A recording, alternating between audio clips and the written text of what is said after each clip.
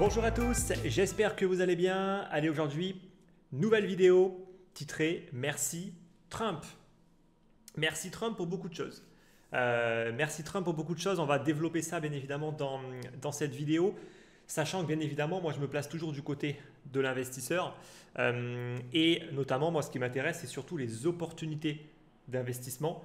Et qu'est-ce que toute cette volatilité est en train de nous offrir, principalement grâce à ce qui se passe du côté de l'administration de Trump, même si tout n'est pas forcément non plus lié directement à Trump comme on aimerait bien le croire, mais c'est quand même fortement lié quand même.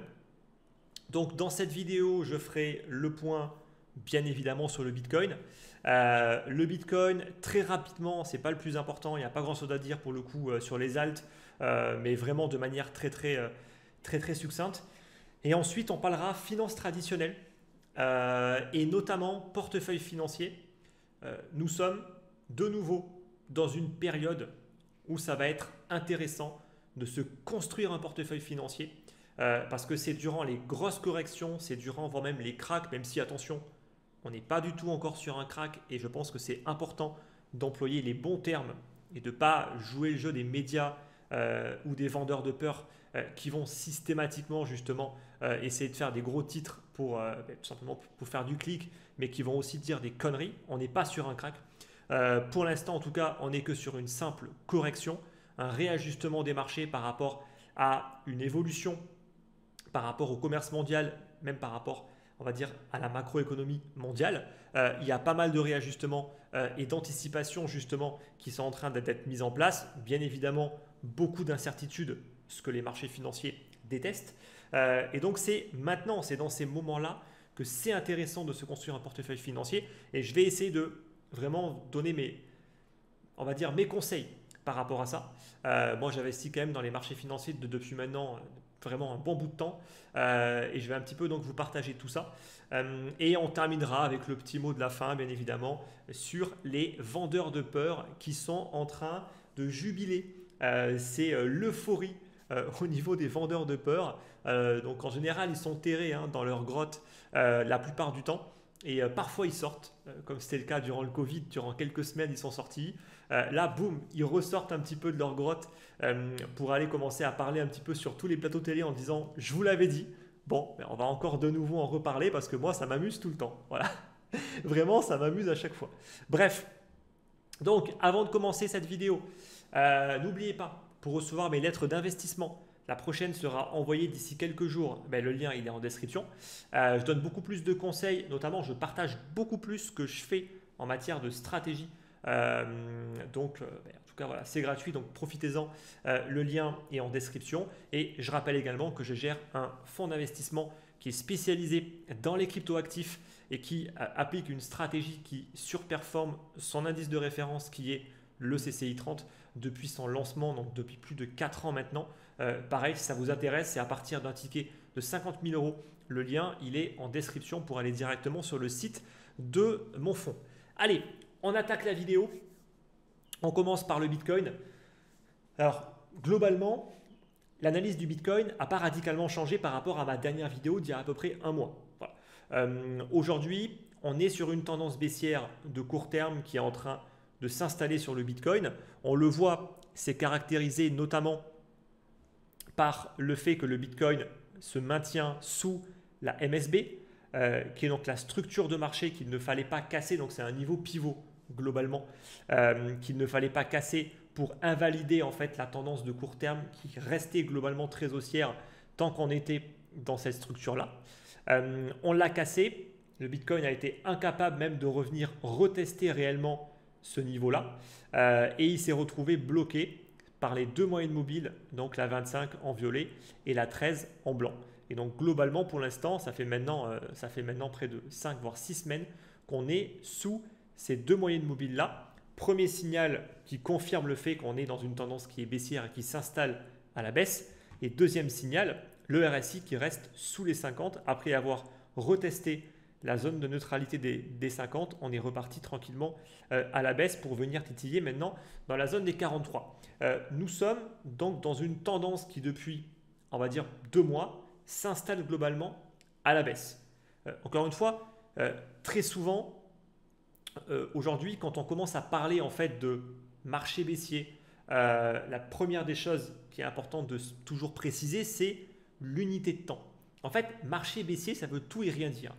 Le marché, il est baissier sur du court terme, il n'est pas du tout baissier sur du moyen terme, et sur du long terme, il est toujours fortement haussier. Quand je parle du marché, prudence, je parle du Bitcoin, je ne parle pas du reste du marché qui n'est pas du tout dans la même configuration technique. Donc, bear market ou marché baissier, d'une part, ce n'est pas péjoratif, et d'une deuxième part, en fait, s'il y a des personnes qui prennent mal ce genre d'analyse, je pense que malheureusement, vous avez un gros problème dans votre stratégie. Parce que parler en fait de marché baissier et le fait que ça dérange certaines personnes, je le vois dans les commentaires, notamment sur ma dernière vidéo, en fait, c'est le signe très souvent de personnes qui sont trop exposées au marché ou alors avec la mauvaise stratégie et ils n'ont pas compris en fait que pour le coup, notamment si on fait du hold, le hold c'est très bien. Si on ne veut pas se prendre la tête, on prend du BTC sur du long terme, on fait son petit DCA, on est tranquille, très bien. Mais le truc c'est que quand on fait ça, techniquement on s'en fout de la volate. Et donc on s'en fout que le Bitcoin il passe de 110 à 80, voire à 60, voire à 50. Techniquement en tout cas, si on applique ce genre de stratégie, on s'en contrefiche de la volatilité parce qu'on a une vision à long terme. Donc premier problème, c'est que si au final ça apporte des émotions et notamment de la frustration, et ben pour le coup là il y a un souci. Soit il y a une surexposition sur le Bitcoin, soit il y a une stratégie qui n'a pas été comprise parce que le hold n'est pas une stratégie miracle, c'est une stratégie qui est simple à mettre en application, qui n'est pas simple à tenir dans la durée, notamment à cause des biais psychologiques, notamment à cause du fait que le Bitcoin il passe plus de temps à consolider et à corriger qu'à monter. Et en général, le hold, en fait, on est satisfait de faire du hold uniquement quand les marchés sont en train de monter. Parce que là, on sait qu'on est parfaitement exposé au marché et on ne le sous-performe pas. Sauf que quand ça baisse, quand il y a beaucoup d'incertitudes, comme c'est le cas actuellement, voire quand ça consolide durant des mois et des mois, en fait, le portefeuille, soit il fait rien, soit il baisse. Et ça, c'est compliqué à gérer. Et ça, malheureusement, il y a trop peu de personnes qui le disent aujourd'hui. On parle souvent en vente les mérites du buy and hold, en vente les mérites du DCA. Mais ce qui se passe, c'est que si on est trop exposé sur ce genre de stratégie, en fait, ça peut être contre-productif. Et moi, c'est pour ça que je suis un fervent défenseur aujourd'hui, après avoir fait du buy and hold, de la gestion active. Parce que dans les conditions de marché actuelles, en étant complètement en dehors du marché depuis maintenant un bon bout de temps, et ben pour le coup, on est parfaitement serein. Quand je dis ça également, j'ai l'impression que ça agace certaines personnes. Je ne comprends pas. Je ne comprends pas en fait où est le problème de dire ce que je fais. Moi, je partage des choses. Quand je partage des choses, librement, gratuitement, comme je le fais aujourd'hui, c'est uniquement pour tout simplement partager mes connaissances, partager ce que je fais. Non pas que ce que je fais soit systématiquement bon, loin de là. Dès lors qu'on prend une décision d'investissement, on prend le risque de se tromper. Mais globalement, j'ai quand même remarqué que ça a agacé certains, juste le fait d'avoir dit que dans cette structure-là, j'avais déjà allégé le portefeuille de 50% et qu'à la cassure de la MSB, je suis complètement sorti du marché. Je ne comprends pas en fait où est le problème. Vraiment, je ne comprends pas où est le problème. Donc, à mon avis, en fait, il faut quand même vraiment se remettre en cause, se remettre en question. Parce que si vous n'êtes pas capable d'entendre ça, il y a vraiment un problème là par contre. Il y a vraiment un souci psychologique à gérer parce que ce n'est pas normal. Voilà. Donc, globalement, pour l'instant, nous sommes toujours dans une structure qui est baissière sur du court terme. Tant qu'on ne reprend pas à minima nos 2 moyennes mobiles ici et ensuite en confirmation la MSB, nous sommes dans une tendance qui reste baissière sur du court terme. Il faut faire extrêmement attention parce que ça veut dire quoi? Ça veut dire qu'on peut toujours aller chercher des niveaux de support qui sont plus bas. Pour l'instant, on a fait 3 attaques baissières. On est venu taper maintenant dans la zone des 74 000 $. Le piège dans les configurations comme ça, c'est de se précipiter à l'achat à la moindre baisse en se disant c'est bon, on n'ira pas plus bas, je me repositionne. Ce genre de tendance, ça peut durer des mois et des mois. Et ce qu'il faut comprendre, c'est que le plus dur, c'est toujours la durée. Ce n'est pas la volatilité, c'est la durée. Il n'y aurait rien de pire, je pense, qu'un Bitcoin qui continue doucement à baisser durant des mois et des mois. Pas forcément avec des grosses accélérations, parce que les grosses accélérations sont les plus faciles à jouer. Surtout si on fait de la gestion active. parce que là, on peut rentrer facilement avec un risque qui est très contrôlé. Par contre, quand il y a moins de volatilité et que ça baisse doucement mais sûrement, c'est beaucoup plus compliqué parce qu'à chaque fois que ça baisse, on va se dire c'est bon, ça va être le point bas. C'est bon, ça va être le point bas. Et on va se fatiguer, cramer du capital à essayer absolument de vouloir acheter ce point bas. Ce qu'il faut faire dans ces conditions de marché, c'est accepter de ne rien faire. Moi, en tout cas, c'est ce que je fais. Je suis en dehors du marché depuis maintenant quasiment 1 mois et demi. Pour le coup, je continue de ne rien faire et je suis très serein dans ma stratégie. Même si le Bitcoin revient tranquillement dans la zone des 85 voire des 90 pour complètement ensuite invalider le scénario baissier, je me repositionnerai tranquillement. Et même si je n'ai pas acheté le point bas, peut-être dans la zone des 74, parce que c'est peut-être un point bas, ça reste possible. En fait, je m'en contrefous. Parce que entre acheter un Bitcoin à 74 avec aucune certitude d'acheter un point bas, en prenant le risque au final de revenir chercher 15 voire 20% plus bas sans aucun problème, pour au final quoi? Une espérance de gain meilleure par rapport à une personne qui va attendre des signaux qui ne sera pas très importante, moi ça ne m'intéresse pas. Moi, j'attends les signaux qui viennent me confirmer qu'un scénario s'invalide, en l'occurrence là, un scénario baissier. Et pour l'instant, je continue de jouer le scénario baissier. Tant que la pression en plus reste vendeuse au niveau de la finance tradi, et j'y viendrai justement après, de mon point de vue, il faut conserver un biais baissier, même si le Bitcoin montre des signes de résilience. Pour l'instant en tout cas, ce qui est assez flagrant, moi qui ai bien connu pour le coup 2020, c'est que 2020, on avait eu un décrochage complet du Bitcoin. On était vraiment tombé net. Là, si je vais rechercher pour le coup 2020, là vous le voyez, voilà. Globalement, 2020, on s'est pris 3 semaines de baisse et on s'est pris 3 baisses consécutives de moins 14, moins 6 quasiment, et après le gros marteau. Alors là, c'est moins 33, mais c'est en prenant en compte les clôtures. La dernière semaine, donc la 3e semaine, on s'est pris moins 50. Là, on a eu un décrochage complet. Nous ne sommes pas dans une configuration similaire. Le Bitcoin fait beaucoup plus preuve de résilience et c'est normal, c'est parce que tout simplement le contexte de marché a complètement changé.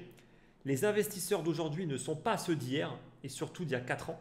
Il y a beaucoup plus d'acteurs professionnels qui ne vont pas commencer à paniquer à la moindre baisse sur les marchés. Et là, on le voit clairement que ça résiste beaucoup plus. Donc ça veut dire quoi? Ça ne veut pas dire que le Bitcoin, c'est reparti en mode to the moon dès que le S&P va commencer un petit peu à rebondir. Par contre, ça va sous-entendre qu'il ne faut pas être trop greedy, il ne faut pas trop aller chercher pas au niveau des niveaux de support. Et donc moi, je pense que si on reste dans une pression vendeuse pendant encore plusieurs semaines dans le cadre notamment de la guerre commerciale, la zone dans cette box ici, globalement entre les 65 et les 58 000 $, ça c'est vraiment une zone d'achat idéale. Et globalement, on est sur une baisse de 15 à 20%. On n'est pas du tout sur le marteau qu'il y avait eu durant le Covid où on s'était pris moins 50%, ce qui correspondrait globalement à un Bitcoin qui reviendrait chercher dans la zone, on va dire, des 45, voire la zone légèrement sous les 40. Honnêtement, j'y crois absolument pas. Le Bitcoin nous a aujourd'hui montré qu'il y avait des acheteurs solides qui étaient tout le temps présents. Il n'y a pas énormément de vendeurs pour l'instant. Ça ne vend pas de manière très importante. Donc, je n'irai pas chercher des niveaux aussi excessifs que ce qu'on a pu avoir lors de la crise Covid en 2020. Donc, cette zone-là, pour moi, paraît idéale. Un simple retour à la moyenne sur notre moyenne mobile 100, ici, qui est justement à 58 000 $ pour le moment, chose que nous n'avons pas fait ici. Et attention à ne pas non plus trop vouloir faire de comparaison entre ce qu'on a eu ici et ce que nous avons ici. Pour moi, les deux structures sont totalement différentes. Là, on avait une structure vraiment de stabilisation avec des corrections, mais tout de suite des phases de rebond, ce qui nous formait un canal baissier. Ici, on n'a pas du tout ça parce qu'on stabilise sous nos moyennes mobiles, chose qu'on n'avait pas fait ici. Et surtout, ici, on évoluait autour des 50. On remontait au-dessus, on redescendait. Là, on stabilise sous les 50. Ce sont deux signes qui, de mon point de vue, en fait, me font dire que non, nous ne sommes pas sur une simple configuration comme on a pu l'avoir ici, de stabilisation. Donc, on peut espérer une correction un petit peu plus importante. Voilà. Donc, globalement, soit une invalidation complète du scénario avec une reprise de cette zone ici, soit ici, qui est une zone d'achat vraiment extrêmement intéressante.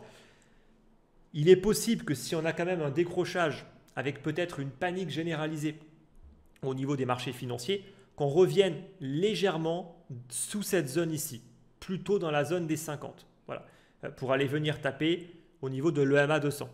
Honnêtement, ça demanderait vraiment une baisse de manière conséquente sur les marchés traditionnels avec des appels de marge, des vrais mouvements de panique. Et dans ce cas-là, tous les actifs sont vendus, le Bitcoin y compris. Pour l'instant, ce n'est pas trop ce genre de comportement qu'on a pu voir au niveau des marchés financiers. Il y a des baisses qui sont très localisées.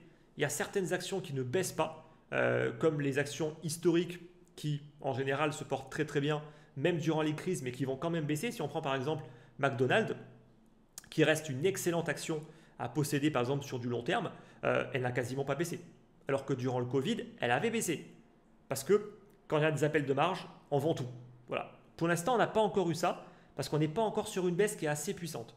Donc, prudence quand même, j'ai envie de dire, à pas trop anticiper. Comme j'ai pu le voir sur les réseaux, dès que le Bitcoin y tient pendant 2 jours, j'ai commencé à avoir des personnes crier victoire en mode voilà, le Bitcoin c'est un nouvel actif refuge, il est complètement décorrélé de la finance traditionnelle, il protège l'argent durant les crises, etc., etc.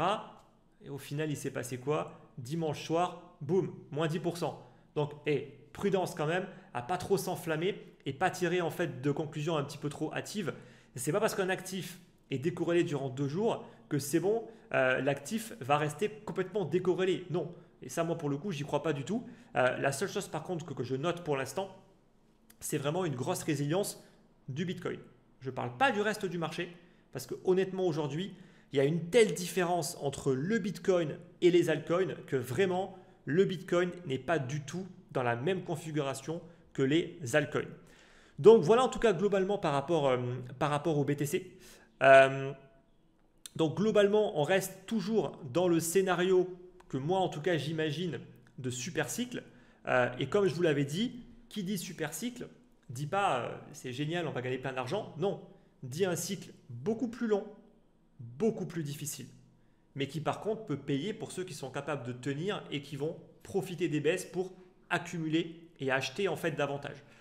Pour l'instant, vraiment la structure haussière qui s'est construite depuis le point bas de 2023, honnêtement, elle est parfaitement intacte et même un retour dans cette zone-là, de mon point de vue, elle n'invaliderait pas ce scénario-là. On aurait certes une correction plus importante que ce qu'on a pu avoir par le passé, ce qui honnêtement serait plus que mérité pour vraiment que le marché puisse souffler un petit peu et ce qui nous permettra ensuite de repartir tranquillement de nouveau sur une accélération haussière, peut-être sur le 3e, voire le 4e trimestre 2025. Encore une fois, ne soyez pas pressés parce que pour l'instant, on est sur une pression vendeuse qui semble s'installer et il y a encore fort à parier que ça va tenir au moins encore pendant plusieurs semaines, voire quelques mois. Et encore une fois, le temps, c'est la chose qui est la plus compliquée à gérer en matière d'investissement. Donc ne pas se précipiter, c'est la chose la plus importante. En matière maintenant d'alt, il suffit de regarder la dominance du Bitcoin pour se rendre compte que les altcoins ne sont vraiment pas les actifs les plus intéressants pour l'instant. On a eu une micro-tentative ici de cassure par le bas qui au final s'est retrouvée infructueuse, elle a été complètement invalidée et on reste vraiment sur un trend haussier au niveau de la dominance du Bitcoin. Honnêtement, je ne serais pas surpris qu'on revienne chercher sur les plus hauts de 2020. Voilà. Je ne dis pas qu'il n'y aura jamais de détente au niveau des alts et de phase de surperformance. Je dis juste que pour le coup, depuis maintenant plus de 2 ans, voire 2 ans et demi, nous sommes dans une dynamique haussière du Bitcoin et que pour l'instant, il n'y a pas le moindre signe de faiblesse de la part du BTC par rapport aux altcoins. Si on regarde maintenant les alts versus BTC, on voit que globalement, donc les alts sans l'Ether, on voit que globalement on est toujours sur support mais on est toujours sur les plus bas et qu'on reste sur une dynamique qui est baissière depuis maintenant 2021. Donc ça fait quasiment 4 ans. Ça fait 4 ans maintenant que les alts globalement n'ont pas été capables de faire mieux que le Bitcoin. Donc ça veut dire que quand vous vous exposez aux alts, honnêtement, vous n'avez pas les chances de votre côté pour être capable de surperformer le BTC. Voilà. Et en général, en matière d'investissement, c'est intéressant de prendre du risque quand on a les chances de son côté. Et c'est pour ça que moi, je ne cesse de répéter que pour l'instant, les alts ne sont toujours pas intéressantes. que ça plaise ou que ça plaise pas, je m'en contrefiche parce qu'au final, ça prouve que j'ai raison depuis maintenant des années de ne cesser en fait de répéter ça. Et il suffit de voir le comportement des alts. Et il suffit également de voir que par rapport aux alts, je conclurai là-dessus parce que je reste sur une analyse brève, il y a une concentration de la liquidité sur le top 10. Et on le voit aujourd'hui, les alts qui tiennent le mieux, on a quoi? On a XRP qui tient globalement bien, même si elle a commencé une cassure de son range par le bas, mais elle a quasiment fait un retracement de l'ordre de 61,8. On a le BNB qui tient également globalement très très bien dans son range. On a le sol qui montre quand même des signes de faiblesse, notamment avec le faux, donc le fake out ici, mais qui globalement a encore une marge à la baisse, mais qui n'est pas si mauvaise que ça d'un point de vue technique. Cardano, bon, un peu plus quand même, un petit peu plus mauvaise pour être honnête. Tron également, qui pour le coup, pour l'instant, reste quand même sur un beau retracement, mais on reste sur une dynamique quand même qui est globalement bien haussière. Mais en réalité, en fait, si on sort du top 10, on se rend compte que tout un tas de stars, notamment de 2023, elles ont quasiment tout retracé. Là, si je prends au pif du SEI, voilà, on est sur un retracement quasiment complet. Donc ça veut dire que la bulle, elle a éclaté. Encore une fois, il faut l'accepter. Quand vous avez une action, plutôt une crypto, qui retrace l'intégralité de son mouvement haussier, ce n'est pas une opportunité d'achat. Ça, il faut quand même le prendre en compte. Acheter quelque chose parce qu'il fait que baisser, c'est jamais une bonne idée. Là, c'est un éclatement de bulle. Si je prends par exemple Celestia, pareil. Voilà, il y a eu quelques mois de hausse et au final, depuis maintenant le début d'année 2024, donc ça fait un an, quasiment un an et demi, c'est en bear market. Quand vous avez un actif qui est monté pendant quelques mois et qui pendant plus d'un an et demi est en train de baisser, c'est une bulle qui éclate. Et globalement, en fait, ce qu'il faut quand même comprendre par rapport à ça, c'est que historiquement, la plupart des altcoins qui ont fait leur phase haussière, qui ont complètement retracé leur mouvement sur un an, 2 ans, qui après ont besoin en plus de trouver un point bas et de commencer à stabiliser, parce que là on est encore loin, on n'est vraiment pas sorti de l'auberge. Pour le coup, il faut déjà trouver un point bas. Pour l'instant, elle ne cesse de faire que des points bas. Ensuite, il y aura une stabilisation. Peut-être il y aura un redémarrage. Peut-être elle sera capable de refaire un jour un nouveau plus haut pour repartir sur un nouveau cycle.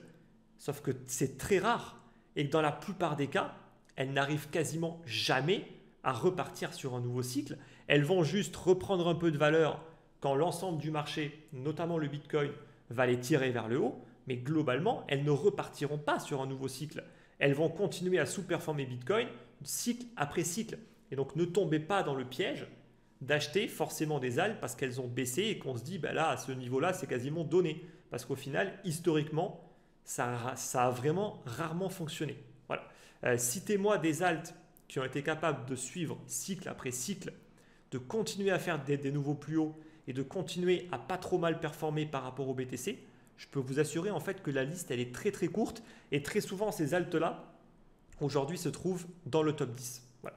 Donc, ça veut dire qu'encore une fois, vous n'avez pas les chances de votre côté et s'il vous plaît, arrêtez avec l'excuse du fondamental. Parce que le fondamental, si ça faisait tout, ça fait belle lurette que ça se serait. J'ai encore vu il n'y a pas très longtemps un commentaire et je terminerai là-dessus sur TAO en mode voilà, la technologie de malade et tout ce que vous voulez. Moi, la seule chose que je vois, c'est un retracement complet de son mouvement et c'est un point bas globalement sur Binance en tout cas. Il y a peut-être plus d'historique de prix sur d'autres plateformes, peu importe. Ce que je vois, c'est un train de baissier. C'est les niveaux de support qui sont en train de tous péter. Et donc peut-être que oui, elle sera capable pour le coup de repartir un jour sur un nouveau cycle et de refaire un nouveau plus haut, comme elle est totalement capable aussi de ne jamais refaire de nouveau plus haut et de juste au mieux consolider, stabiliser dans cette zone sans jamais être capable de faire mieux que le Bitcoin. Et c'est ce que font quasiment toutes les alts. Voilà. Donc après, il y a bien évidemment une part de fondamental qui rentre en jeu. Sauf que qu'est-ce qui se passe en général en matière de stratégie quand on fait des paris, parce que ce sont des paris sur ce genre d'altcoin, c'est qu'on se diversifie et on en prend au moins 20 voire 30 parce qu'on sait pertinemment que dans le lot, il n'y en a que quelques-unes qui vont être vraiment capables de performer. C'est ce que font les fonds d'investissement. Donc si les fonds d'investissement ils font ça, le petit particulier, ne croyez pas que lui, il a les moyens et les connaissances et les ressources pour être capable d'avoir le même niveau que ce que vont être capables de faire en termes d'analyse les fonds, qui eux-mêmes vont prendre un large panel parce qu'ils n'en savent rien et ils ne savent pas en fait comment est-ce que les choses vont évoluer dans le futur. Donc il y a une énorme part de pari en fait là-dedans qui pour moi c'est plus du bête que de l'investissement. Voilà. En tout cas si on le fait en mode voilà, on est convaincu par quelque chose. En général, on n'est jamais convaincu de rien en matière d'investissement. C'est la pire des choses, être convaincu parce qu'on met beaucoup d'argent et on risque surtout d'être déçu. Voilà. Et ne vous faites pas avoir par les quelques narratifs de personnes pour qui ça a marché. Parce que ce n'est pas parce que ça marche pour une personne que ça a marché pour les 99 autres qui ont essayé, qui ont fait la même chose et qui n'ont pas du tout eu le même résultat. Donc voilà en tout cas un petit peu par rapport au marché crypto. Maintenant, on va se mettre sur le marché américain. Donc, au niveau du marché américain, nous sommes dans une phase corrective. Pour l'instant, pour moi, c'est une simple correction. Nous ne sommes pas sur un crack. Nous sommes sur une correction qui a été totalement déclenchée de manière volontaire par une politique au niveau des droits de douane qui a été mise en place par Trump. Sans surprise, quoique quand même un petit peu, parce qu'au final, on se rend compte que les marchés avaient globalement, on va dire, pricé le fait que Trump allait peut-être pas aller jusqu'au bout, et qu'au final, non, il est clairement déterminé dans sa politique et il va jusqu'au bout. Donc, pour le coup, gros chamboulement, parce que je pense que la plupart des gens ne l'ont pas pris au sérieux quand il a commencé à dire qu'il allait mettre des droits de douane un petit peu à tout le monde, et au final, maintenant, c'est clairement acté, et depuis aujourd'hui, donc le 9 avril, globalement, c'est mis en application. Donc, il y a une guerre commerciale qui commence. Qui dit guerre commerciale dit tension, dit incertitude, dit correction. Voilà, c'est aussi simple que ça. Donc, pour l'instant, tout cela, moi, je le vois comme un vecteur d'opportunité pour pouvoir se construire un portefeuille financier. Mais attention, je parle de construction de portefeuille financier et je vais vous donner des niveaux d'achat que j'estime intéressants en investissant dans des indices. Je ne parle pas de stock picking et des indices, pas des indices trop larges, comme le MSCI World ou le S&P 500 ou même le Stoxx, par exemple pour le marché européen, qui j'estime ne sont pas des bons indices. Voilà. Et je vais un petit peu expliquer pourquoi, on va dire dans un petit moment. Globalement, de mon point de vue, c'est pas quand les marchés sont en train de baisser qu'il faut se réveiller. Tout comme c'est pas quand le Bitcoin est en train de monter qu'il faut se réveiller pour l'acheter. Il faut toujours tout anticiper. Même si là, je vais quand même partager pas mal d'informations. Une stratégie d'investissement, ça se prépare à l'avance parce que ça demande des semaines et des semaines de réflexion, de recherche pour avoir un plan, une stratégie et un portefeuille qui nous correspond et avec lequel on sera parfaitement à l'aise et qu'on pourra conserver pour les 5, 10, 15, 20, 30 prochaines années. Donc vous imaginez bien que ce n'est pas en 5 minutes qu'on se fait un portefeuille comme ça. Donc en général, il faut toujours anticiper. En général, on a largement le temps de le faire parce que dans la plupart des cas, les marchés, ils montent tranquillement et ils ne sont pas en train de baisser. Sachant que je répète qu'on est sur des marchés qui sont structurellement haussiers vu qu'on est sur des indices. Voilà. Globalement, comment on fait? Déjà, savoir pourquoi est-ce qu'on veut se construire un portefeuille. Ça, c'est la première des choses à comprendre. C'est si on n'a pas d'objectif, si on ne sait pas pourquoi est-ce qu'on le fait, il n'y a aucune raison pour qu'on l'applique correctement. Donc, on doit savoir pourquoi est-ce qu'on le fait. Et ensuite, on peut en découler plusieurs choses. L'horizon d'investissement. Ça va dépendre de plein de facteurs, de son âge, de son espérance de gain, de combien est-ce qu'on veut réussir à gagner, etc. etc. L'horizon d'investissement, le risque qu'on est prêt à prendre. Ce qui va définir votre pondération. Est-ce que je me pondère fortement en actions, fortement en obligataires ou en métaux par exemple, donc votre niveau de risque. Ensuite, la partie optimisation. Quel produit ou quelle enveloppe ou non je vais choisir pour être correctement optimisé au niveau des frais en fonction des produits. C'est des ETF, des fonds directement achetés, des actions, puis des enveloppes entre livret A, le CTO, l'assurance vie luxembourgeoise et tout ce que vous voulez. tout ça, ça demande du temps. Si vous devez créer une assurance vie luxembourgeoise parce que vous en avez les moyens, ben pour le coup, ça demande du temps. Donc tout ça, encore une fois, il faut tout prévoir à l'avance parce que ce n'est pas au pied du mur, quand il y a des opportunités qui vont se présenter, qu'il faudra commencer à tout faire à la va-vite parce que c'est le meilleur moyen pour mal le faire. Ensuite, quelle plateforme utiliser? Voilà. Quelle plateforme utiliser pour investir? Avec quel type de compte? Et ensuite, est-ce que ma plateforme me permet d'investir dans tous les produits en plus que j'ai envie d'investir? Est-ce qu'il m'en faut plusieurs? Est-ce que si je suis résident européen, je suis contraint, donc j'ai accès à au final un cercle restreint de produits? Ce qui est le cas. Tout ça, il faut le savoir en fait. Il faut le savoir. Et si on n'est pas résident européen, on a accès à un spectre de produits beaucoup plus large. Donc, ne regardez pas en fait que des personnes qui sont en Europe et qui vont recommander des produits européens, parce que si on n'est pas européen, résident européen, on a accès au marché américain. On a accès même au marché global, chose auquel on n'a pas accès en général quand on est un résident européen. Donc tout ça, il faut le savoir, ça demande beaucoup de recherche, de connaissances. Et ensuite, comment acheter? Quelle stratégie mettre en place? DCA, Value Averaging, est-ce que, comme certains le préconisent, il faut tout investir en one shot? Voilà. Qu'est-ce que j'ai envie de faire? Voilà. Et qu'est-ce qui me correspond le mieux également en matière de stratégie? Est-ce qu'il faut garder du cash de côté? Bref, toutes ces questions, ça demande beaucoup de réflexion, ça demande du temps. Et c'est comme ça, de mon point de vue en tout cas, qu'on peut se construire un portefeuille. Tout ça, moi, je l'explique dans ma communauté privée. Alors moi, j'explique principalement ce que moi je fais. Encore une fois, je fais en essayant de faire le mieux possible. Probablement qu'il y a d'autres personnes qui ont d'autres avis, d'autres stratégies qui fonctionnent tout aussi bien. Peu importe, ce qui compte, c'est d'être à l'aise avec la stratégie qu'on met en application. Et donc tout ça, c'est ce que j'explique dans mes formations et dans ma communauté privée de manière beaucoup plus précise. Là, je n'ai pas particulièrement le temps de le faire sur une vidéo, mais je pense que je donne déjà beaucoup de conseils. Donc, moi, personnellement, j'ai une stratégie qui ne va pas trop dans le sens de ce qu'on peut entendre, où on entend souvent « faut pas garder du cash, faut tout le temps être investi ». Mais moi, je ne suis pas d'accord avec ça. Je ne suis pas d'accord avec ça parce que je pars du principe que investir dans un marché qui est trop cher, je ne vois pas en fait en quoi c'est une bonne idée. Voilà. Et donc, ça fait plusieurs années que j'investis via une stratégie classique de value averaging, mais dès que j'ai des excès de liquidité, de par mes différents business, de par les cryptos, quand je les vends et que je récupère des plus-values parce que je fais de la gestion active, donc j'encaisse tout le temps, eh ben, je ne l'investis pas forcément de suite. Voilà. Moi, ça fait des années que j'accumule. J'accumule du cash, même je me suis retrouvé avec énormément de cash, ce qui représentait un pourcentage colossal de mon patrimoine. Je ne voulais pas investir. Voilà. J'investis en private equity, mais ça demande du temps. Il ne faut pas être pressé. Ça demande des années et des années pour se construire un portefeuille.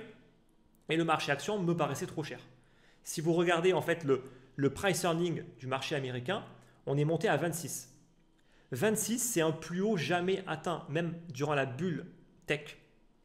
On n'est pas monté aussi haut, on s'est arrêté à 24 ou 25 de mémoire. Donc pour vous dire à quel point est-ce que les boîtes américaines se payent cher en moyenne. C'est énorme en fait, 25 pour une moyenne. Donc tout ça en fait, moi ça me faisait juste me dire, j'ai pas envie d'investir, c'est beaucoup trop cher, je vais attendre. Voilà. Donc j'ai attendu. Et quand il y a des corrections, je rentre comme ça a été le cas en 2020, comme ça a été le cas en 2022, comme c'est le cas actuellement. Alors 2022, je suis rentré très léger. Malheureusement, je pensais qu'on irait un petit peu plus bas. Mes premières lignes, pour le coup, étaient justement sur cette moyenne mobile-là. Mais je pensais qu'on irait tranquillement chercher plutôt dans la zone des 3005, voire 3003. Malheureusement, on n'y est pas allé. Ben, ça arrive, hein, pour le coup, ça arrive. Et le Covid, pareil. J'avais envoyé une première ligne. Mais globalement, je pensais qu'on irait un peu plus bas également. Et donc, encore une fois, je me suis fait avoir. Je n'ai pas pu acheter tout ce que je voulais. Donc, au final, bah, c'est aussi le jeu. Voilà. Mais je suis globalement très à l'aise avec ce genre de stratégie. Après, peut-être qu'au final, statistiquement, si j'avais tout investi à chaque fois, peut-être que j'aurais fait pareil, voire un petit peu mieux, voire un petit peu moins bien. Mais je m'en fous parce que je fais on va dire, j'applique une stratégie avec laquelle je suis parfaitement à l'aise. Et aujourd'hui, je suis parfaitement à l'aise avec beaucoup de cash de pouvoir me dire, eh bien, de nouveau, je vais pouvoir tranquillement faire les courses sur des niveaux d'achat qui sont intéressants. Et donc, les niveaux d'achat qui sont intéressants, ne faut pas aller chercher des stratégies bien compliquées. On prend les moyennes mobiles. Donc là, on est sur un 2 hebdomadaire, donc 2 semaines par bougie. Et globalement, là, j'ai déjà envoyé une première ligne, plus ou moins sur les niveaux actuels, donc sur les 5000 points. J'ai envoyé une première ligne. J'enverrai une deuxième ligne dans la zone des 4005 globalement, donc un tout petit peu plus bas parce que je suis déjà rentré pour essayer en fait de moyenner plutôt sur un prix moyen d'entrée dans la zone des 4007. Voilà. Donc là, c'est là en tout cas où pour moi, il faut vraiment mettre une première cartouche et dans cette zone. Et la deuxième zone, pour moi, qui est idéale, c'est du pain béni si on y vient, la zone des 4100 ici. Là, c'est vraiment du pain béni. On revient tester vraiment toute cette zone de travail, ce qui est également un gros niveau technique. Et là par contre, je vais rentrer de manière beaucoup plus importante. Voilà. Moi, je pars du principe qu'on reste sur une correction et qu'on n'aura pas de crack. Encore une fois, en général, on ne provoque pas des cracks. Les cracks, ils arrivent sans qu'on les voit venir, comme ça a été le cas en 2008. La plupart des gens ne l'ont pas vu venir et surtout, en fait, ça provoque des événements en chaîne qui sont très difficiles à prédire. Et c'est justement ce côté imprédictible qui fait que les marchés peuvent vraiment s'effondrer. 2008, ça a été un enchaînement de problèmes qui est arrivé avec après un gros souci au niveau financier où c'était vraiment la fin du monde. Et en 2008, globalement, le marché a perdu à peu près 50 à 55% de sa valeur, ce qui est déjà une énorme baisse. Voilà. Et c'était vraiment la fin du monde. Clairement, à cette période-là, on se demandait vraiment ce qui allait se passer. Est-ce que ça allait rebondir? Est-ce que ça allait complètement s'effondrer ou pas?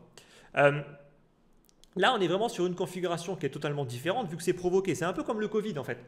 Le Covid a été provoqué. Ce n'est pas le virus qui a provoqué cette baisse. C'est les politiques qui ont été mises en place, qui ont arrêté complètement le commerce mondial, qui ont fait qu'on s'est pris cette baisse. Et donc globalement, ça a été déclenché. De la même manière que là, ça a été également déclenché. Et je pense que c'est pour ça qu'il y a beaucoup de personnes qui font le parallèle entre ce qui s'est passé avec le Covid et ce qui se passe actuellement. Globalement, ils ont raison. Ça a été déclenché. Ça veut dire que ça peut s'arrêter en un claquement de doigts. Même si pour l'instant, il ne faut pas non plus trop être naïf. Si on fait tout ça, c'est pour avoir un résultat. Et donc je pense que ceux qui se disent « Non mais Trump, il va faire machine arrière parce que les marchés sont en train de tomber », je pense qu'ils sont un peu naïfs par rapport à ça. Parce que si Trump avait vraiment peur que les marchés financiers s'effondrent, il n'aurait rien fait. Il aurait juste fait du blabla, il aurait fait du théâtre comme il adore le faire, mais dans les faits, il n'aurait pas fait grand-chose ou il aurait fait beaucoup moins. Or, ce n'est pas ce qu'il a fait. Donc ça veut dire qu'il est déterminé et que globalement, il accepte que les marchés financiers se prennent une petite claque. Même si ça fera un petit peu mal sur du court terme, il s'en fout un petit peu, même il joue là-dessus. Je crois qu'il est parti jouer au golf ce week-end et bien évidemment, il va montrer ça au public pour montrer à quel point est-ce qu'en fait, il est indifférent par rapport à tout ça. Ne prenez pas Trump comme le font malheureusement un peu trop les Européens et notamment les médias européens. Je pense qu'il faut arrêter de le prendre pour un con. C'est-à-dire qu'il joue un rôle, il joue un jeu et ceux qui ne le voient pas, je suis désolé, mais vraiment, essayez quand même de réfléchir un minimum. Déjà, cette personne-là est à la tête de la première puissance mondiale. Croire que c'est un débile qui est capable de prendre les rênes des États-Unis, déjà, honnêtement, je suis désolé, mais ça fait preuve de pas beaucoup quand même de réflexion. Donc, honnêtement, le prenez pas pour un débile. Je pense que c'est loin d'en être un. Je pense qu'il est très malin dans ce qu'il fait et il est très malin dans l'image en fait qu'il renvoie. Et je pense que d'un point de vue de négociation, quoi de mieux que de paraître pour un fou ou pour un débile en fait, justement pour réussir à aller chercher ce qu'on a envie d'avoir de manière concrète, de manière possible en termes de négociation. Encore une fois, je n'ai rien inventé, c'est ce que même lui a écrit dans son bouquin. Donc honnêtement, moi ceux qui le prennent pour un débile, ça me fait quand même marrer. Parce que je me demande en fait qui est le débile dans l'histoire. Est-ce que c'est ceux qui le prennent pour un débile ou est-ce que c'est vraiment Trump? Voilà, moi j'ai ma petite idée sur la question. Donc ne le sous-estimez pas. Ensuite, un crack reste possible. Et de mon point de vue, j'aurai toujours du cash et de la liquidité parce que je ne veux pas me précipiter à tout investir sur ces deux niveaux globalement ici. Si on vient ici, ça reste possible. On est quand même sur une baisse qui est importante de quasiment 45%. Donc ça fait quand même beaucoup. Ça reste possible vraiment sur un excès, sur une guerre commerciale qui dure et qui dure. Ça reste possible. Dans ce contexte-là, je me demande où est-ce qu'on va retrouver par contre le Bitcoin et les altcoins. Là, j'en ai aucune idée. Mais à mon avis, on ne va pas les retrouver forcément là où on a envie de les voir.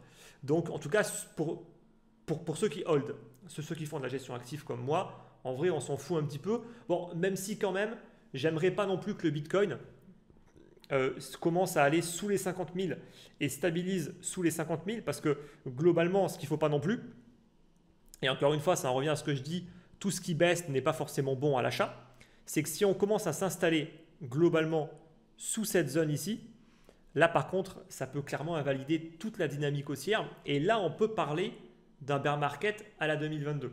Voilà. Et pour l'instant, de mon point de vue, on n'y est pas du tout. Et c'est pour ça que je ne cesse de le répéter, tout ce qui baisse n'est pas intéressant à l'achat. Et ça, il y a tellement d'exemples qui nous le prouvent honnêtement par rapport à ça. Et pour les actions, c'est tellement vrai. Je vois trop de personnes aujourd'hui qui me disent « Tiens, tu penses quoi de LVMH ?» Bon, moi je regarde d'un point de vue technique LVMH. Je suis désolé, mais je leur dis honnêtement, je suis désolé. Mais je ne vois pas en fait ce qu'il y a d'intéressant à l'achat sur LVMH. Pour moi, on a clairement un retournement de tendance. On a une action qui a fait un top de marché il y a maintenant quasiment 2 ans, qui a fait quand même une structure qui est relativement topiche, avec ici une sorte d'épaule, tête-épaule avec un double top qui s'est formé, pas exactement au même niveau, mais peu importe. Et on a commencé à breaker salement des niveaux de support. Je ne vois pas particulièrement ce qu'il y a d'intéressant dans ce genre d'action. Moi, je me concentrerai plutôt sur les bonnes actions. Et une autre également qui m'avait été partagée, c'est Nike. Je ne vois pas ce qu'il y a d'intéressant à acheter une action qui est en train de se retourner en tendance baissière de long terme. Vraiment, je ne vois pas l'intérêt. Encore une fois, ce n'est pas parce que ça baisse que c'est intéressant à l'achat. Parce que Nike, aujourd'hui, elle est à 50, demain, elle peut être à 20. Donc ça, il faut quand même le prendre en compte. Et par contre, il y a des bonnes actions. Il y a des bonnes actions qui, elles, sont dans des configurations techniques qui sont haussières. Ça, c'est une action qu'on peut acheter de manière sereine sur du long terme parce qu'elle est sur une dynamique haussière et là on le voit, elle n'est pas impactée par ce qui est en train de se passer. Et c'est là en fait où on voit la différence entre une vraie panique et un vrai crack de marché et une simple correction. Dans une simple correction, il n'y a pas tout qui baisse. Il n'y a que certaines actions qui baissent. Là on le voit, McDo ça ne baisse pas d'un iota. Elle ne baisse quasiment pas alors que durant le Covid, elle avait quand même baissé parce qu'elle avait quand même perdu 40% de sa valeur, donc elle s'était quand même bien fait éclater. Et pareil en 2008, où là vraiment elle s'était faite massacrer. Mais globalement pour l'instant, elle ne baisse quasiment pas. Donc encore une fois, nous ne sommes pas du tout ni dans une panique comme ont envie de nous faire croire les médias, et encore moins dans un crack. Pour l'instant, peut-être par contre que la politique de Trump va fragiliser quelque chose, peut-être au niveau des banques, j'en sais rien, qui peut provoquer un crack. Ça par contre, c'est clairement possible. Et c'est pour ça qu'il ne faut pas se dire, non mais il n'y aura jamais un crack. Par contre, miser tout sur un crack, ça c'est la pire idée. Parce que encore une fois, anticiper des cracks, c'est quasiment impossible.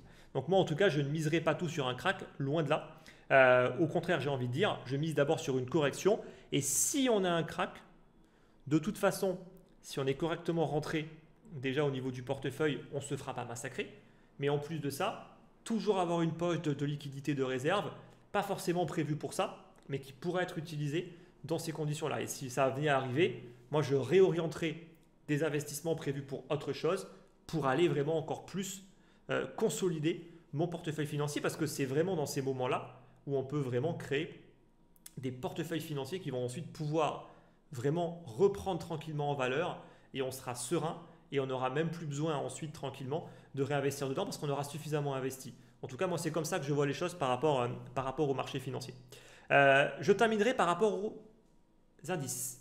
Prudence. Prudence quand vous achetez des indices. Alors déjà, en matière de stock picking, comme je l'ai expliqué, ce n'est pas parce que ça baisse que c'est intéressant. Sur des indices, c'est un peu différent parce qu'on parle d'une globalité, on parle du marché dans sa globalité. Un indice, c'est structurellement haussier parce que l'indice est composé très souvent des meilleures entreprises. Stoxx 50 des 50 meilleures boîtes européennes, le S&P 500 des 500 plus grosses boîtes américaines. Et donc forcément, il n'y a que les meilleures boîtes dedans, en tout cas en théorie. Et donc quand même structurellement, ça reste haussier, même si très souvent, en fait, quand on zoome un petit peu, on se rend compte qu'il n'y a qu'une partie de ces actions qui en vrai tirent vraiment l'indice par le haut. Il y a toujours tout un tas en fait de croûtes, de shitcoins qui globalement servent à rien. Et donc c'est là où je suis moins d'accord avec ceux qui disent faut prendre un MSCI World, faut prendre le S&P 500 et pas trop s'embêter. Eh bien je ne suis pas d'accord par rapport à ça. Je ne suis pas d'accord par rapport à 2 points. D'une chose, premier point, ces indices ne sont pas équipondérés. Ça veut dire qu'ils sont pondérés en fonction de la capitalisation de chacune des actions. Et le problème c'est quoi? C'est qu'aujourd'hui on a un top 10 qui globalement représente une bonne partie du marché tellement elles sont capitalisées. Vous les connaissez toutes, c'est toutes les stars de la tech. Donc en plus d'être ultra concentré sur quelques actions, vous êtes ultra concentré sur un secteur en particulier qui est celui de la tech. Et aujourd'hui, le secteur de la tech, il prend cher. Voilà. Et il peut continuer encore à prendre cher. Donc la première des règles en général, c'est la diversification. Mais attention, la fausse diversification, ça ne marche pas. Et de mon point de vue, prendre juste le S&P 500, eh ben, je pense que ce n'est pas suffisant. Parce qu'on est trop exposé à la tech et uniquement à certaines boîtes. Et en plus de ça, on est trop pondéré dessus. Donc, moi, ce que je préconise, c'est avant tout des indices qui sont équipondérés. Donc, ça veut dire on prend par exemple le S&P 500, mais toutes les boîtes sont pondérées de la même manière. Donc déjà, ça permet d'être beaucoup plus diversifié au niveau sectoriel et au niveau des entreprises et de ne pas être exposé à celles qui sont les moteurs aujourd'hui de l'indice, mais qui demain peuvent se retrouver et se faire massacrer. Si on prend Apple également, encore une fois, moi je suis plus confiant de posséder du McDonald's que du Apple. Dans la configuration technique, on a potentiellement un début de vrai signal baissier qu'on n'a pas eu depuis très longtemps. Là, si on confirme la cassure de ce niveau ici, on n'a pas cassé en fait ce niveau globalement depuis 2008. Voilà. Donc, encore une fois, faites attention aux signaux. Il faut les prendre en considération et il ne faut pas juste se dire non mais c'est bon, c'est Apple, c'est pas possible, ça fera forcément que monter.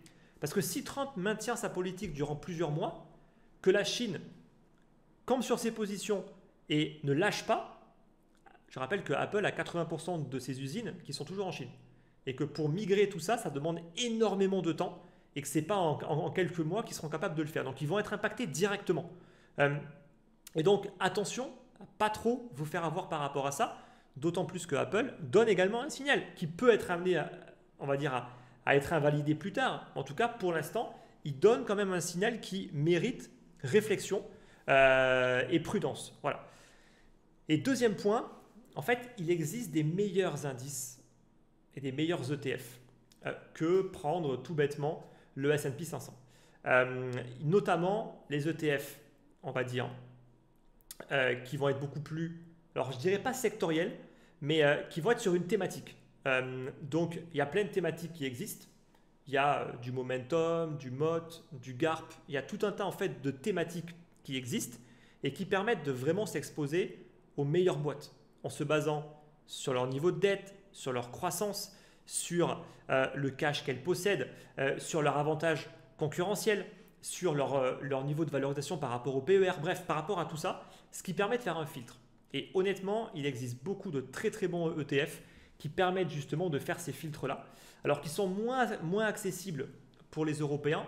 Encore une fois, malheureusement, la réglementation européenne, elle ne fait que mettre des bâtons dans les roues et elle vous empêche d'investir correctement dans les meilleurs produits. Il y a quand même des substituts qui existent, mais c'est là en fait où il faut faire toute une réflexion entre une enveloppe fiscale, un produit auquel j'ai accès, quels sont les meilleurs produits et comment je fais en fait pour faire le meilleur, tout simplement, ou essayer de prendre le moins pire. Voilà. Et très souvent, il y en a plein qui se font avoir, qui se disent non mais moi je prends que du PEA. Et bien en fait, quand on prend que du PEA, on n'a que des produits de merde, ou quasiment que des produits de merde, des ETF qui sont synthétiques, qui vont reproduire un indice, par exemple le S&P 500, alors qu'ils ne vont même pas avoir la moindre action américaine dedans.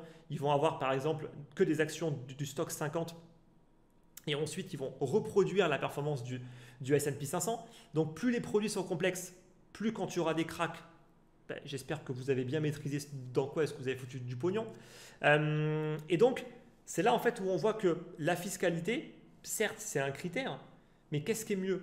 Est-ce que c'est de prendre un S&P 500 synthétique sur un PEA qui présente du risque, notamment en termes de grosses baisses ou de cracks sur les marchés? parce qu'on ne sait pas comment ça va réagir, vu que ce sont des produits qui n'existaient même pas il y a encore 20 ou 30 ans. Les ETF existaient, mais à réplication directe, pas cela. Et par rapport au fait qu'il y a d'autres ETF qui existent avec des meilleurs indices qui performent mieux, et il suffit que vous investissez sur un produit qui fait 1 à 2% de plus tous les ans, qu'en fait l'avantage fiscal du PEA, il s'évapore. Et donc tout ça, en fait, ça se réfléchit. Parce que, encore une fois, le PEA, vous grattez l'impôt, vous ne grattez pas la CSG. Hein. Donc vous ne grattez même pas 30%. Et faites vos calculs. Vous verrez en fait que si vous faites 1 à 2% de mieux sur un meilleur produit moins cher, très souvent le PEA, en fait, il est complètement obsolète. D'autant plus que l'argent est bloqué sur un PEA et que si vous le sortez de manière prématurée, vous payez quand même au final plein pot. Donc réfléchissez un petit peu à tout ça parce que je pense que très souvent on ne le fait pas. Et c'est quand on se retrouve au pied du mur dans les moments extrêmes qu'on se rend compte que peut-être que j'aurais peut-être pas dû faire ça. Peut-être que j'aurais dû le faire autrement. Donc posez-vous vraiment toutes ces questions-là. Je pense que c'est vraiment super important. Donc les ETF à thématique, voire les ETF Smart Beta également qui de mon point de vue sont bien meilleurs que les ETF classiques à indice beaucoup trop large qui vraiment pour moi ne sont pas du tout les meilleurs actifs. Moi ça fait bien longtemps que j'ai arrêté en fait de m'exposer sur ces ETF là. Encore une fois, tout ça c'est expliqué, partagé dans ma communauté privée. Et on va finir donc cette vidéo. Je voulais parler également de l'économie de guerre, mais j'ai pas le temps. De protéger son patrimoine en économie de guerre, de faire extrêmement attention parce que dans une vraie économie de guerre, en fait, l'État a tous les pouvoirs et donc la vraie diversification, c'est pas d'être exposé sur des actions qui ne sont pas en France. La vraie diversification, c'est avoir des actifs qui ne sont pas en France parce que c'est ça qui compte le plus. Avoir des actifs qui ne peuvent pas être saisis par l'État français, être bloqués. En général, on ne saisit pas les actifs de ses citoyens, mais on peut très bien les bloquer, voire les taxer de manière encore plus exceptionnelle, et ça, ils en sont parfaitement capables. Et donc, une vraie diversification en matière d'économie de guerre, c'est d'avoir des actifs qui sont aux quatre coins de la planète, dans des zones différentes entre l'Amérique, l'Europe et l'Asie, bien évidemment, qui font preuve d'une bien meilleure neutralité que beaucoup d'autres pays. Attention que certains pays d'Asie, bien évidemment, qui sont extrêmement sûrs, comme Singapour par exemple. Mais en tout cas, ça c'est de la vraie diversification. Croire qu'on est protégé en cas d'économie de guerre parce qu'on a quelques boîtes qui sont un petit peu éparpillées à droite et à gauche, mais que tout est basé sur un broker qui va appliquer la réglementation française, ça par contre, c'est être un petit peu naïf. Voilà. Parce que globalement, vous n'êtes pas diversifié et vous n'êtes pas protégé. Voilà. Donc, prudence encore par rapport à tout ça. C'est important de comprendre les produits dans lesquels on bloque l'argent, que ce soit assurance vie, PEA, PER, il y a d'autres enveloppes qui existent. Comprendre également qu'il y a un intérêt parfois en fonction des moyens de chacun avec des assurances vie luxembourgeoises, voire d'avoir des banques privées, que ce soit en Suisse, à Singapour ou ailleurs. Après, je sais que ça dépend des moyens, bien évidemment. Quand on a beaucoup d'argent, on a beaucoup plus quand même d'intérêt à essayer quand même de le préserver le plus possible que si on n'a pas grand-chose. Forcément, en fait, ça ne sert à pas grand-chose de trop vouloir s'éparpiller non plus parce qu'en fait, on ne pourra pas. Mais globalement, c'est important quand même de se poser toutes ces questions. Et ce n'est pas une fois que l'Europe, parce que pas moi pour le coup, sera en économie de guerre, qu'il y aura un contrôle de change, que vous ne pourrez plus transférer vos actifs, qu'il faudra réfléchir. Voilà. Encore une fois, tout se prépare en amont, des années et des années à l'avance, et ce n'est pas encore une fois au pied du mur qu'il faudra commencer à agir. Voilà. Mais là, je n'ai pas forcément plus le temps maintenant de développer sur cette partie-là. Je terminerai sur les vendeurs de peur. Les vendeurs de peur qui sont en train de jubiler, ne vous faites pas avoir par ces personnes-là. Alors, un truc maintenant qui est classique sur les réseaux sociaux, c'est que tout le monde est expert de tout. Et tout le monde a son avis sur tout. Moi, j'ai du mal à comprendre. Voilà. Alors, durant le Covid, tout le monde était médecin, voire spécialiste ou expert en vaccins. Ensuite, il y a eu le conflit en Ukraine. Et là, il y avait tout le monde qui était expert de la Russie et de la géopolitique. Ensuite, il y a eu donc le réarmement. Et là, c'est bon, tout le monde est expert en armement et en stratégie militaire. Et maintenant, il y a Trump. Et il se passe quoi? Tout le monde est expert du commerce international, des droits de douane et de l'époque du protectionnisme du 19e siècle, parce que c'est un petit peu vers ça que Trump est en train de revenir. Je trouve ça quand même fascinant. Ces personnes qui sont à des multiples casquettes, qui sont experts de tout, qui ont un avis sur tout, juste parce qu'ils vont lire 2-3 articles et ils vont penser tout savoir. Donc faites super attention par rapport à ça. Vraiment, c'est important parce que je vois tellement de choses sur les réseaux, je me dis, pouf, sérieusement, j'espère quand même que les gens ne vont pas tomber dans le panneau par rapport à toutes les conneries qu'on peut entendre. Parce que chacun il va de sa théorie sur Trump. Moi, ce qui me fait marrer, c'est ceux qui disent le plan secret de Trump ou les trucs comme ça. Je me tape des barres à chaque fois parce que ça me fait trop marrer en fait de me dire que des personnes qui n'ont aucune expertise en la matière, ils ont lu 3 articles, ils pensent tout savoir et ils vont commencer ensuite à déblatérer des vidéos, des articles en pensant qu'eux ils ont tout compris. Franchement, sérieusement, tombez pas dans le panneau. Écoutez des vrais experts pour le coup. Moi par exemple, quand j'ai envie d'avoir des infos sur le réarmement, sur la guerre, ben, je vais écouter directement des militaires, des anciens militaires, des anciens pilotes de chasse, tout ce que vous voulez, mais des personnes qui maîtrisent leur sujet. Et je ne vais pas aller écouter Pierre-Paul Jacques parce qu'il a lu 3 articles. Et il faut faire pareil en matière de commerce international et de droit de douane, comme il fallait faire pareil avec le Covid et tout ce que vous voulez. Et toutes les personnes qui ont commencé à vous sortir tout un tas de théories sur les vaccins alors qu'ils n'ont aucune connaissance en rien et ils ont lu 3 articles. Donc voilà, ça c'est quand même important de vraiment faire attention au bruit. Il y a tellement de bruit aujourd'hui avec les réseaux, c'est incroyable ce bruit. On a des infos en fait dans tous les sens, entre les médias mainstream, mais même pas forcément que les médias mainstream qui racontent que des conneries, mais aussi les autres qui partagent aussi beaucoup de conneries. Faites gaffe, reculez face à tout ce bruit. Encore une fois, l'avantage de l'analyse technique, c'est que on enlève tout ce bruit. On peut définir une stratégie, on peut mettre en place des plans. On peut avoir après son avis, je ne dis pas le contraire, mais en fait je ne comprends pas trop l'intérêt de le partager. Moi j'ai mon avis sur ce qu'essaie de faire Trump, sauf que je ne suis pas légitime en fait de commencer à dire ça, parce que j'ai aucune expertise en la matière. Ça ne fait pas des années en fait que j'étudie le commerce international. Je ne sais pas comment fonctionne le commerce mondial, je ne sais pas exactement comment fonctionne le système de frais de douane, je n'ai pas étudié ce qui s'est passé au 19e siècle pour essayer en fait de comprendre. Donc j'ai pas cette légitimité-là. Ce serait bien que les gens aient un peu plus quand même de réserve et gardent un petit peu plus pour eux parfois ce qu'ils pensent, parce qu'après on est écouté par beaucoup de personnes et donc j'estime que ce sont des personnes qui doivent avoir une expertise qui devrait être écoutée et pas tous les autres. Voilà. Donc je voulais juste terminer en fait là-dessus. Et les vendeurs de peur, alors j'en ai pris un qui m'a encore fait marrer, Robert Kiyosaki. Il m'a vraiment fait marrer. Je crois que ça fait 20 ans qu'il annonce la fin du dollar, l'effondrement du dollar, l'effondrement des marchés. Et si je ne me trompe pas, en 20 ans, je me demande combien est-ce qu'il a raté. On va dire, allez, on va prendre 2005. Ok, 2005. Voilà. Il a raté à peu près, on va dire, du 300%. Du 300% de hausse. Et encore, j'ai pris un niveau au pif. En vrai, ceux qui ont un petit peu investi quand les marchés ont baissé, ils ont pu faire bien plus au niveau du SP500. Voilà. On va dire entre 300 et 500, on va faire une moyenne, allez, on va dire 400%. Il est en train de jubiler parce que globalement, les marchés ont perdu 15%. Waouh, c'est grave quand même, hein. C'est fou. Franchement, ces vendeurs de peur, moi, ça me fascine toujours. C'est-à-dire qu'ils ont fait perdre des quantités astronomiques d'argent à dissuader les gens d'investir. Et par contre, dès qu'il y a des corrections, qui pour moi sont des vecteurs d'opportunité, ce sont les premiers à commencer à dire « j'avais raison, il ne faut surtout pas investir, ça va aller encore plus bas ». Je veux dire, c'est fatigant.